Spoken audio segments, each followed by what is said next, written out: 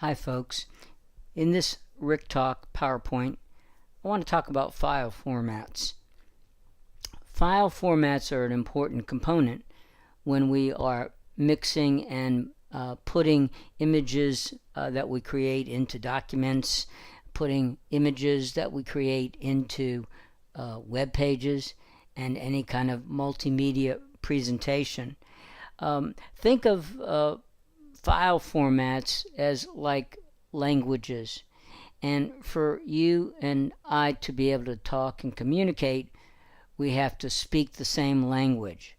And so that's a good metaphor for the importance of file formats and using particular file formats in specific situations so that our documents function properly, whether it's multimedia or in print. Okay, first off, let's talk about most programs have what's called a native file format. And the native file formats used to be more important, but as things have progressed, they are of less importance. But in the case of Photoshop, when you save an image, one of your choices is PSD. You can save Illustrator images as .ai, InDesign. And an example of how the advantages of the past are no longer really applicable, for instance, used to be that you had to save an image in Photoshop as a PSD to keep all of the layers so that you could edit the file. Well, that's no longer the case, because when we save our Photoshop images as TIFFs, which we use quite a bit, you have the choice of keeping all the layers or flattening the image. So that's just one example. And we have a number of low resolution file formats and a couple of high resolution file formats. And basically the difference, the low res file formats are used for multimedia, web pages, and things of that nature. The images that we call wallpaper on our computers, those are low resolution file formats. In the case of web pages, I think most people know that we give up quality so that files are or images are smaller and move easier and more quickly through the pipelines of the internet. And typically we have GIF and we have JPEG, and increasingly now we have pings for web and multimedia, and picked BMP, again primarily for the background images on our computers and some multimedia applications. And in high resolution print formats, what we need is the most amount of electronic information for images that are going to be put into documents, brochures, ads, magazines. For print, we need the highest resolution and the most amount of electronic information if we of course expect the images to come out looking good in output. So and the only two high resolution print file formats is TIFF, that stands for Tag Information File Format, and EPS, Encapsulated PostScript. Typically the TIFF is the preferred file format for Photoshop pixel-based images, and EPS EPS is the preferred file format for our Illustrator vector images. And again, some of the characteristics of low and high resolution. First, I mentioned it a minute ago, we have GIF and PNGs for the web.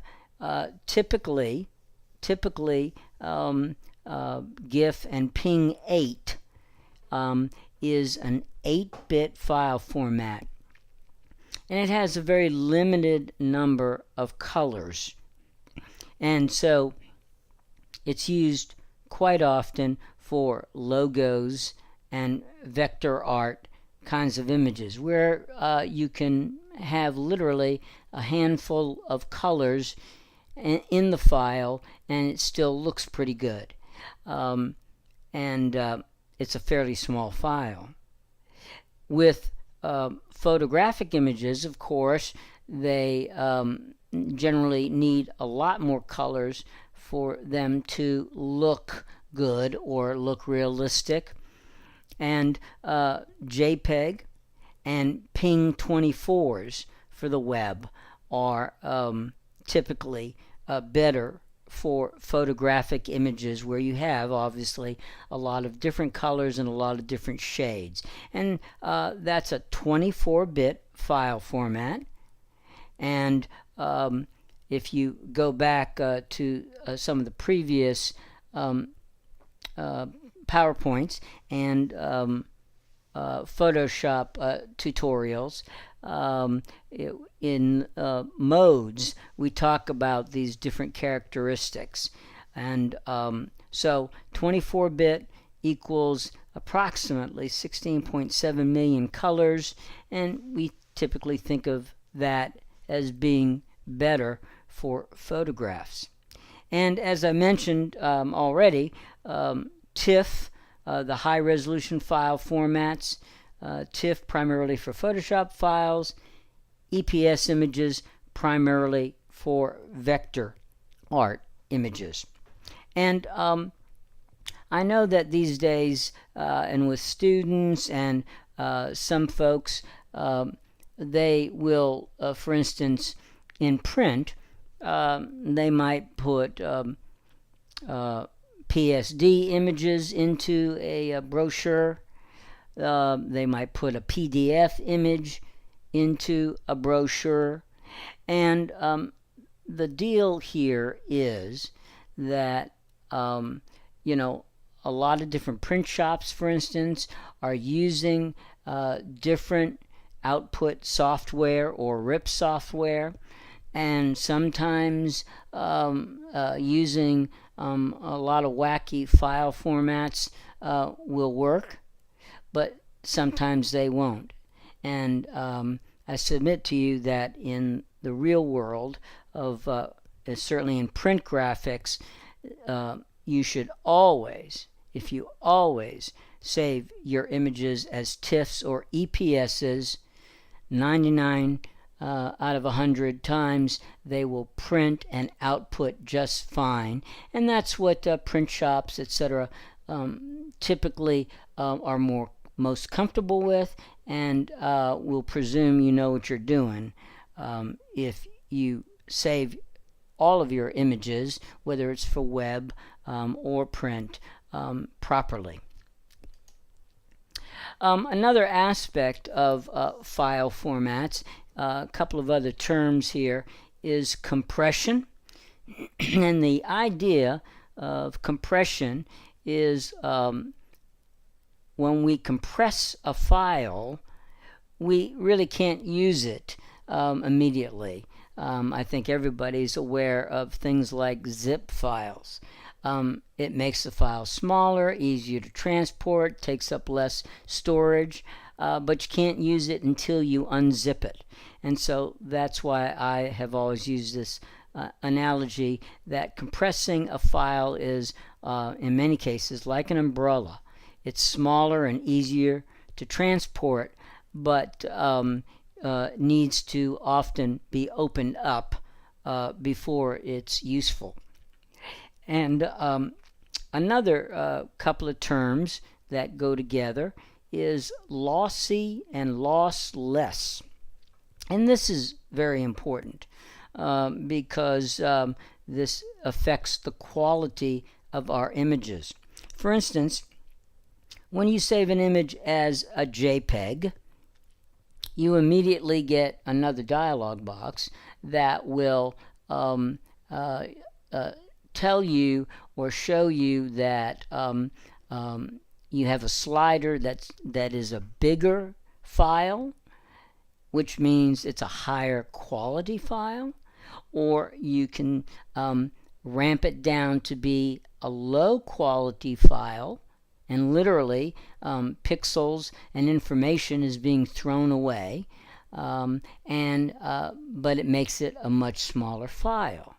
And so JPEG is a lossy because you lose data and to make the file smaller. Also, we are all using PDFs quite a bit these days, and again, PDFs have to be saved properly, and there are different qualities of PDFs, and just like JPEG, a low quality PDF is a much smaller file, and a print quality file is a much bigger file or higher quality PDF. So that falls under the term of being a lossy file. And then we have lossless. When you save Photoshop images, LZW is a compression file format that doesn't lose quality or throw away information. And the highest quality or print quality PDF is the same, no loss of information or data.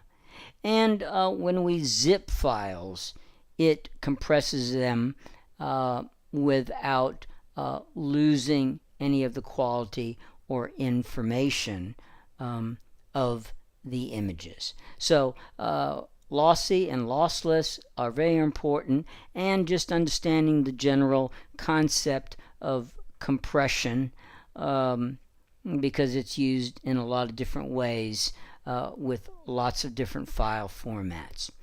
I'm going to jump over to Photoshop, and I want to show you briefly the wonderful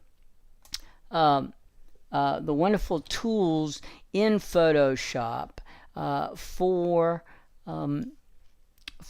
saving things, images in different file formats, especially for multimedia and web. And we have under our main menu here, we have under File, notice we have our standard Save As, but then we also have a separate Save for the Web. And this opens up a whole group of wonderful tools. And very briefly, I want to go over this, not in great detail, but you see this image, and it opens up in a separate window. And look right up here at the top, we can see in the original image, an optimized version of the image, which means that it has been optimized to be smaller and more efficient. Or we can see two copies of the image, or what I like is the four up. And what this is about is really it allows you to compare and save images in different file formats and in different qualities, and then you can simply choose and compare how you want to save the image. So generally this is the original, and the first thing you go is over here, over on the right side, which is where our tools are. And right up here up top, you can see we have GIF, JPEG, I mentioned before, the Ping 8s and the Ping 24s. And those are the main file formats for the web. And so if I save this image as a GIF, okay, GIFs, the maximum number of colors in a GIF is 256, and here it's an 8-bit file format, and here you see all of the colors, and again, back up here in the corner you can see I can choose how many colors I want, and again, this is why we often use this not for photographic images like the dune, but for a logo, because we can choose how many colors the image will have, and the fewer colors means it's a smaller, more compressed file. So notice we have 256 down here, and I'll say, okay, let's see what this thing looks like in 128 colors. Now you see literally half the colors of the image went away. It still looks pretty good. Let's say I'll try even less colors, and I want to just jump to a much lower quality, and I'll say 32 colors. Okay, literally much fewer colors, and if we look, we can clearly see the loss of information, and it almost looks like a paint by numbers image. And this is called diffusion, where we can have, let's see here, let me show you, right up here, dithering. Dithering is like pointillism, that lets images look a little bit more realistic. Now here you can see clearly there are different bands, and the image looks like a paint by numbers image, and so it doesn't look very realistic. It's a nice graphic representation, but it does not look like the original, as you can see right here. So when we do save images as GIFs with fewer colors, we generally or often will in fact dither it, and that means taking the colors and interspersing them like pointillism to make it look a little bit more realistic. And so here you see literally like pointillism or stippling. And yet down here at the bottom it says, of course, that it's a GIF, but it still is 60 kilobytes, and that's really big. That's really big for an image, and it doesn't look very realistic. The other things, a couple of other tools that we have here real quick, is that when you're working with your images, you can choose how the download speed that you want these pieces of information to be based on. And of course, it used to be slower, and increasingly now we have DSL and much higher cable and much higher speeds. Okay, so to get a realistic view of how quickly images will take to load and how big they are, we can change our settings to see that information. Okay, so another thing that we can do here, just a couple of other things typical of GIF images. You can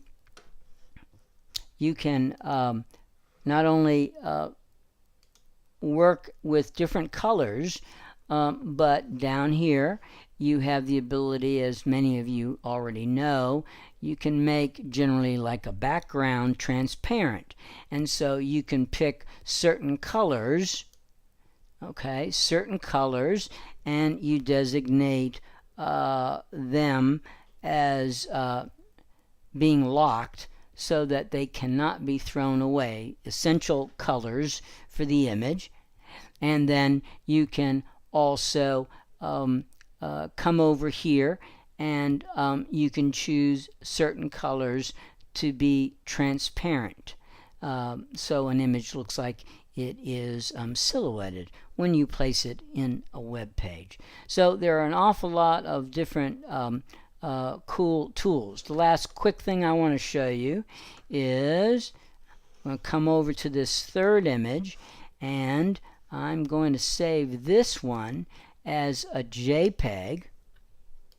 Okay, and as I mentioned a few minutes ago, you always have bigger file, higher quality, okay, and or we can say lower quality, you see, lower quality, and it is a much smaller file. And so over here I just wanted to show you that this image, again, I'm going to go to compare 32 colors. As we see, it's very posterized and doesn't really look like a real photograph, but it's still 60 kilobytes, much too big, and it would still take a couple of seconds for this image to load. Okay, now let's go right down here. As a matter of fact, I'll do this image right here, this fourth image here, and I will say, let's do this as the JPEG. I'm going to say a fairly low quality, and I'll say low quality. Okay, and check it out. This image, this is that image. This image looks much more realistic, like the original, which is right over here, and yet it is a much, compare it with the one that I saved as a GIF right here. It is only 8 kilobytes instead of 60, and would certainly take half the time to load. And so, and it looks more realistic. So this is a really good, I think, example of why we will use JPEG or Ping24 when we have photographic type images, and save GIFs, especially for more limited color images like logos and things of that nature. But at any rate, the main overriding point here is the Save for Web here in Photoshop is an incredible set of tools, and you can really just compare side by side and choose all of the different settings. So for those of you who already know about web pages, there's also the slicing tools here to slice an image up into much smaller pieces, and it works seamlessly with the regular Photoshop tools. So there you have it. Hope some of this information was helpful and useful as always, and I thank you for checking it out and tuning in, and I'm going to do a few more Rick Talks and put all this information to good use, and don't let it just go in one ear and out the other. Take this information and apply it to the images and the things that you're doing in your graphics programs. Okay, have a great day. Thanks for tuning in.